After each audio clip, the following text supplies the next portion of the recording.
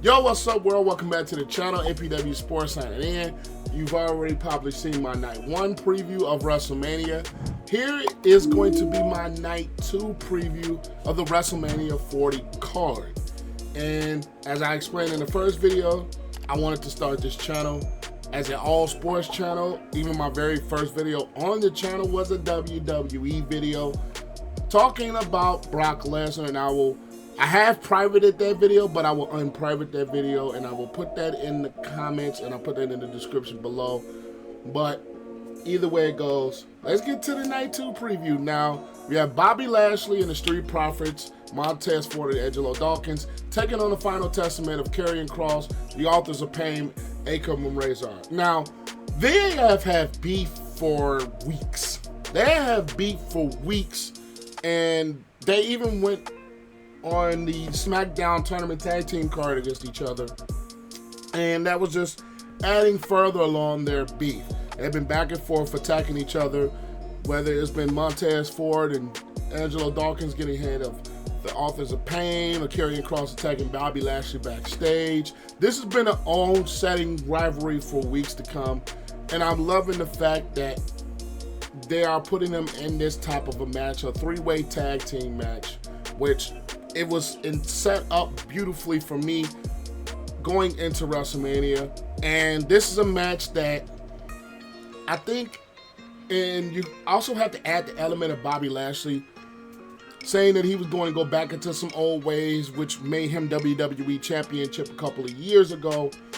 So if they tap into that a little bit, and they tap into that rage and tap into that tenacity that Bobby Lashley once displayed, and the Street Profits tap into another thing in this match, which I really predicted they will, this could set up for a very good match. Even though I don't like the way that they've been using Karrion Kross, I'm not gonna lie. Some of those guys that has been pulled up from that NXT roster, I thought Karrion Kross was going to continue to ascend and ascend and ascend, and it just hasn't happened that way. But I'm glad to see the Authors of Pain back. I'm not gonna say I'll be the biggest fans of them, but I've liked some of the things that they've been able to do in the ring as a tag team. So this is going to be a very intriguing match for me. I think at the end of the day, I think they're gonna push Bobby Lashley and the Street Profits to win this match. So we possibly could be looking that way. But either way it goes, I think this is going to be a very solid match. Now we're going against LA Knight and AJ Styles, and I'm not going to say pushed back a little bit by this match, but it all set up from AJ Styles getting into the Elimination Chamber and costing LA Knight his chance at the Undisputed Championship. And I think AJ Styles is kind of getting back into that. He's getting into that heel character that he once was. LA Knight has been a sensation basically overnight on his own, and I'm not going to say I'm the biggest fan of LA Knight. I'm not going to sit here and lie to you guys. I'm not the biggest fan of LA Knight. I like LA Knight. He's solid. But I've always been a fan of AJ Styles and the things that he can do inside of the ring. I know his career hasn't been the same. He's been out of lineup. He's had some injuries. But this match in itself has been built up, and I think it's going to be a very physical match. I am personally thinking that they're going to have LA Knight get his WrestleMania moment in this match, with all the build that and the crowd that has been behind LA Knight for a substantial amount of time. And I think they're going to give LA Knight his WrestleMania moment and defeating AJ Styles in this contest and continue the LA Knight build. That honestly has been a very good build. So I think they're going to go that route. And next up, we're going to have the United States Championship match, the triple threat match between Logan Paul, Randy Orton, and Kevin Owens. Now, I'm not gonna sugarcoat this. I'm not a fan of Logan Paul at all. I'm not a Logan Paul fan. Despite him, I'm not gonna lie, despite him being a very good ring competitor, I am not a fan of Logan Paul. Actually, I'm not a fan of Jake Paul either. But I am not a Logan Paul fan. And this is probably ties in a little bit into the part-time championship thing that I hate. the whole, and that will tie to later on in this night. I don't like it. I don't like when you don't see your champions. I'm not gonna say every week, but I think your champions should be in some type of a storyline. Maybe even if they're not there every single week or appearing, make it a storyline of it. And with the Logan Paul reign, I'm not a fan of it. And I hope one of those two take the belt from him. I'm not gonna lie. Either Orton or Owens. I really just don't want Logan Paul with the belt. I'm not gonna lie. Even though he is a very good in-ring competitor, I'll give him the credit where the credit is due. I'm not a fan of his ego. I'm not a fan of Logan Paul. Randy Orton has kind of grown on me over my years of watching wrestling because I'm not gonna lie, a little bit of part of Randy Orton's career, I wasn't really a fan, but even before he turned face, Randy Orton really started to grow on me as far as being just a fan of him, as far as liking his matches and the things he does. Kevin Owens has always been a very intriguing guy for me as far as watching wrestling goes. Even though it's crazy that he has the Stone Cold Stunner, and he has that kind of Stone Cold-ish. I'm never gonna compare him to Stone Cold, but he has that Stone Cold-ish type of persona where he's ready to fight, he's ready to whoop ass. So I'm not gonna lie, if they could put the belt on anybody, I would probably like to see Owens reign again, maybe. But if Randy Orton wins the belt, that's fine too. But I'm not a fan of Logan Paul. Next, we're going to have Io Sky versus Bayley for the WWE Women's Championship. And I'm not going to lie to you, the Io Sky reign has kind of been underwhelming for me. It has been. Now, the hype for her winning the belt and getting her to win the belt, I love that hype. I love the push for her getting the belt, but it just hasn't hit with me. I'm not going to lie. The reign of Io Sky as WWE Women's Champion hasn't hit for me. It really hasn't. Now, I think with the damage control storyline that adds into it with Io Sky and them turning their back on Bayley despite Bayley building that up. But at the end of the day, that Io Sky reign for the WWE Women's Championship. It's just not in there for me. It hasn't. Would I like to see Bayley win the belt? Kind of, sort of, yes. Yes. But it's like, I'm not gonna say I've never been a big fan of Bayley. It's just, I would wish she got put in a different light as far as this storyline goes with whole damage control. Now, if she wins this match, it probably changes the way I look at it. But I'm just not been impressed by the Io Sky belt reign. That's the one where she took it from, I think it was Bianca Belair won the belt, and then she cashed in Women's Money in the Bank on her. I just haven't been a big fan of the Io Sky reign, even though I love to see new champions. I love to see champions that we haven't seen, kind of see how their storyline plays versus the same old people winning the championship. I do like to see different people win. I like to see where they're going to take this, but I just haven't been a fan of the Io Sky reign. So I'm kind of pulling from Bayley in this match. Next, we're going to have the World Heavyweight Championship match with Seth Rollins versus Drew McIntyre, and they're going to have CM Punk at ringside, which I personally think CM Punk can sneak his way in this match and get involved. I'm not going to say necessarily compete in this match, but the distraction of Drew McIntyre with CM Punk, Seth Rollins, and the history that he has with CM Punk could play into affecting this match. And let's just say if Seth Rollins and Cody Rhodes, they win in night one, that could possibly linger into the Bloodline maybe getting involved with this match. So night one of that, Cody Rhodes and Seth versus Roman and Rock, I think could play into this match, in my opinion.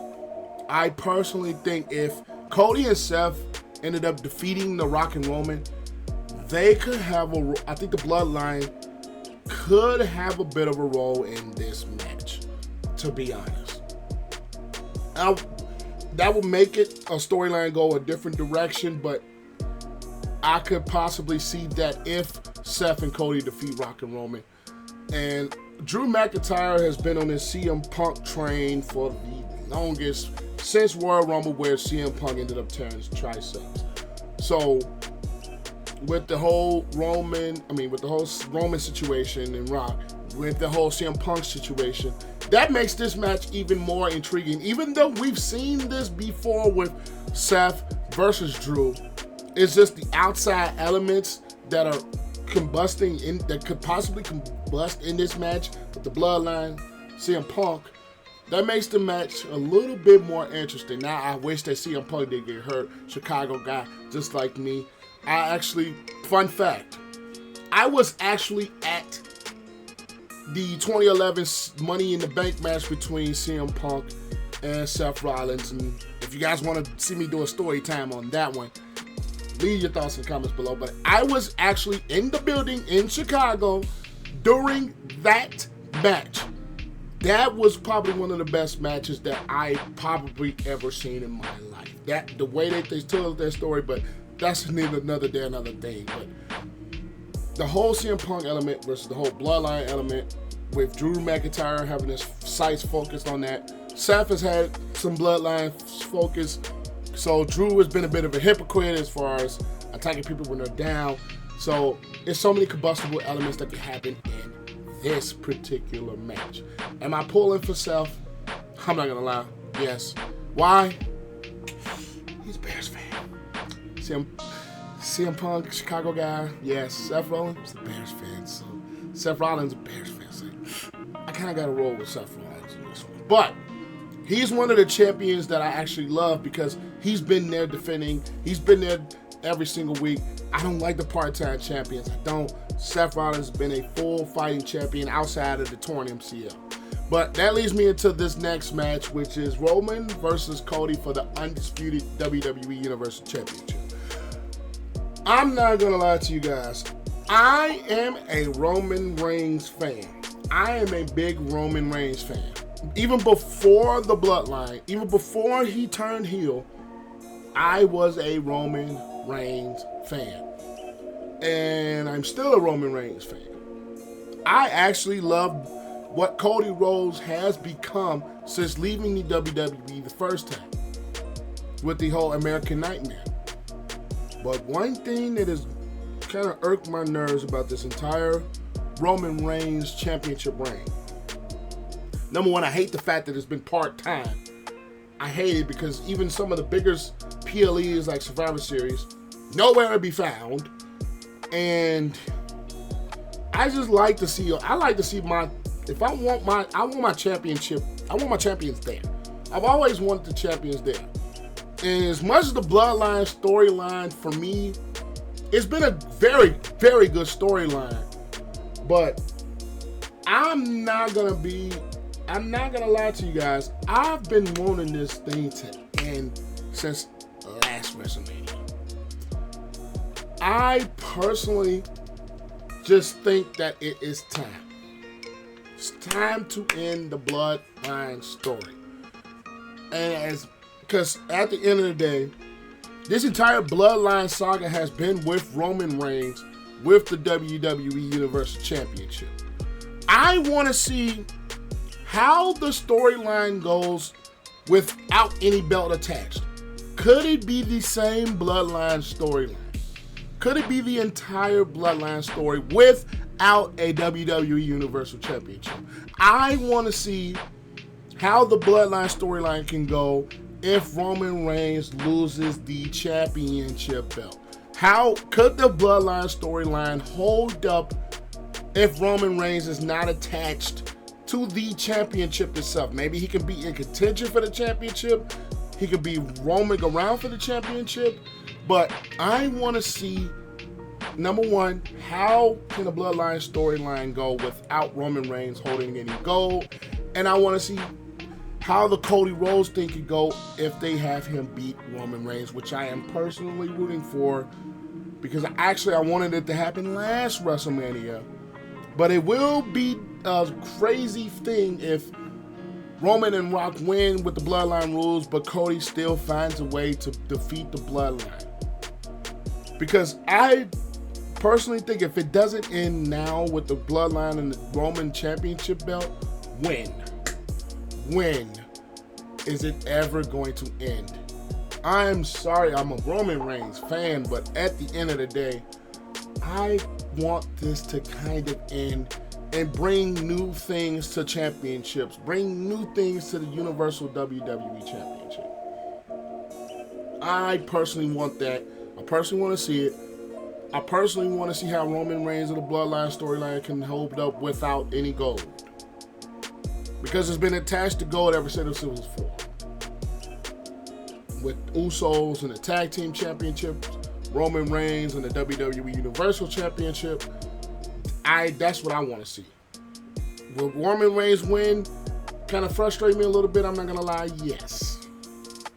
Because it's like, if it doesn't end at WrestleMania 40, at WrestleMania, could we see a Bloodline storyline go on for another full year into WrestleMania 41? Because I doubt they're going to end it in Survivor Series, and I definitely doubt they're going to end it in SummerSlam. Because the whole Hulk Hogan thing that if Roman holds it, I think past September, he's going to beat Hulk Hogan's record for holding the championship. Do I personally care about that? No. So I'm actually interested to see how that's going to go. But that's my thoughts on night 2 of WrestleMania. I hope this is a very good WrestleMania, and I hope you guys enjoy it. If you guys want me to do a recap of either night 1 or night 2, or do both, leave your thoughts in the comments. I'll catch you guys later. Peace.